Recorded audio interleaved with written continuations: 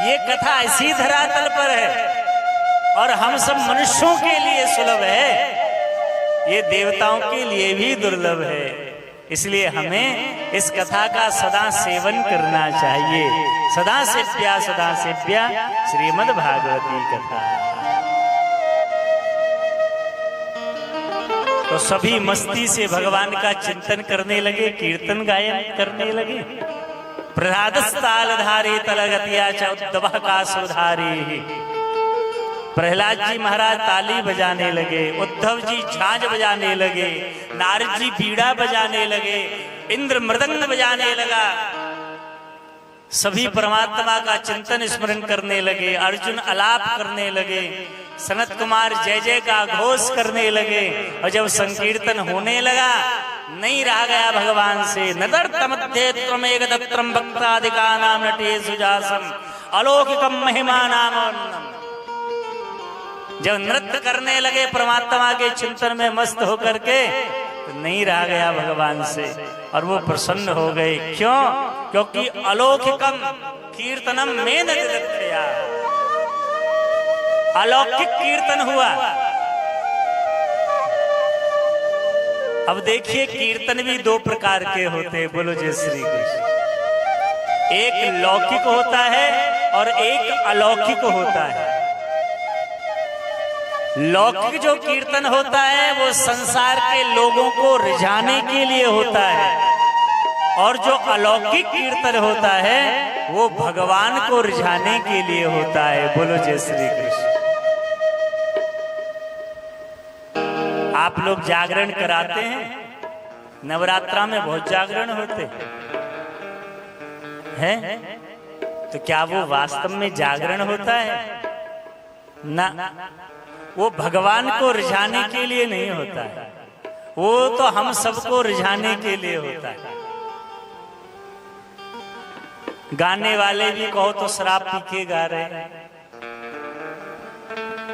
कहो तो विधर्मी आनंद ले रहे हैं, बजा रहे हैं। जो अधिकारी नहीं है, जो हमारे धर्म को नहीं जानते, जिनकी श्रद्धा हमारे भगवान में नहीं है, यदि वह लोग भी जागरण में सहयोगी हो रहे हैं तो वो तुम्हारा जागरण नहीं है, वो केवल मनोरंजन है।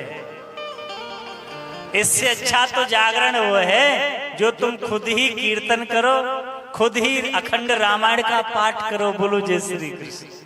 कम से कम पवित्रता से तो करोगे। उत्तम जागरण है कि तुम अखंड रामायण का पाठ करो, वो तुम्हारे लिए अलौकिक जागरण हो जाएगा। क्योंकि वहां शुद्धि होगी, वहां पवित्रता होगी, वहां एक निष्ठा होगी जो अलौकिक कहलाएगी। बोलो जय श्री कृष्ण। तो दो प्रकार के कीर्तन होते हैं, एक लौकिक एक अलौकिक, एक संसार को रिझाने के लिए और एक भगवान को रिझाने के लिए। तो यहाँ पर जो कीर्तन हुआ उसका वर्णन है, अलौकिकम कीर्तनम मेन दिदक्षया। जब अलौकिक कीर्तन हुआ, भगवान ने देखने के लिए प्रकट हो गए, क्योंकि हरि प्रसन्नो वचनो अब्रवीत। भगवान प्रसन्न हो गए। भगवान ने कहा, मैं तुम्हारे इस कीर्तन से प्रसन्न हूँ, मांगो क्या चाहिए। तो सबने कहा, यदि आप प्रसन्न हैं और हमें देना चाहते हैं तो यह दीजिए कि जहां जहां आपका ये अलौकिक कीर्तन हो, आप वहां वहां भक्तों के मध्य पधार के उन पे कृपा करें। भगवान ने कहा, तथास्तु, ऐसा ही होगा। तो जहां अलौकिक कीर्तन होता है, अलौकिक सेवा व शुद्ध भाव से कथा का रसा स्वादन किया जाता है, भगवान वहां जरूर पधारते हैं। तो भगवान पधारते हैं, उसके संकेत हमारे शास्त्रों में दिए हैं। भगवान जब आते हैं तो संकेत दिए। संकेत क्या है भगवान के आगमन का?